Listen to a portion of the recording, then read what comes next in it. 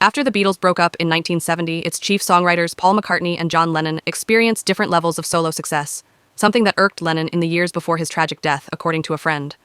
Lennon's longtime friend and confidant Elliot Mintz appeared on Billy Corgan's The Magnificent Others podcast on Wednesday, July 30th, and opened up about the Imagine singer's complicated feelings toward McCartney in the 1970s.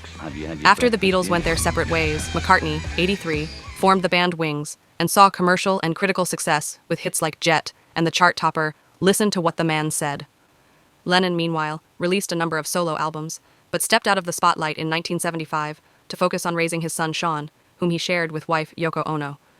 He spoke so lovingly of Paul, but then when John was not making any music between 1975 and almost 80, and Paul would have these mega hits with Wings, John became insanely jealous about that, Mintz recalled. He was jealous of the amount of attention and accolades, and the fact that Paul was filling stadiums. Mintz, 80, continued, "At that time, John was just looking after Sean. John would say to me, 'They're not embracing me the way they are him.' And I said, 'John, you're not on a concert stage. You're not in a stadium. You're not making music.' And he said, 'You're missing the point. They're embracing his genius. But have you heard silly love songs?' And I would say, 'Look, let's be fair.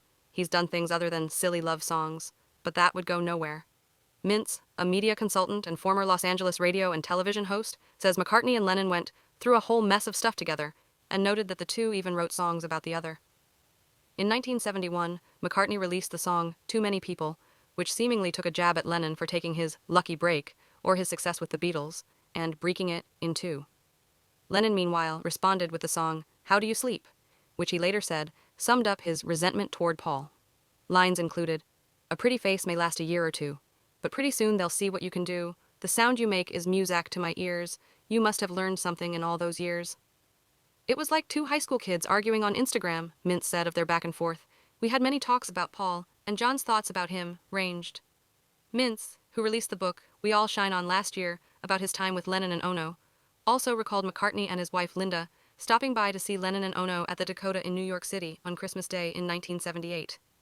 He said the group went for dinner at the celebrity hotspot Elaine's, but weren't impressed by the menu, and ended up ordering a pizza to the restaurant at Linda's suggestion.